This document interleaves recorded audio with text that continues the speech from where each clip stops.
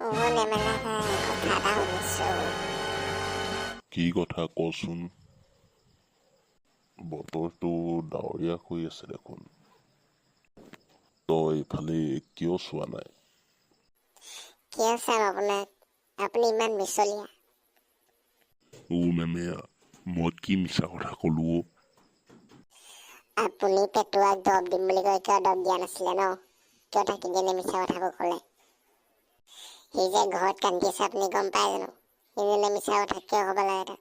তাক ইনচাল্ট দি ভাল পায় নেকি আপুনি? সেইটো কথা। তাৰ লগত মই ধেমালিহে কৰিছিলোঁ। মোক চাচোন, মই কিমান লেখৰ মানুহ, আৰু তাক চাবিচোন, তাৰ পেটটো কিমান ডাঙৰ।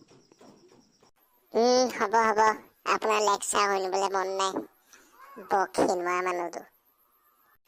যাওঁ থাকক, নেমেলা কাই। যা যা।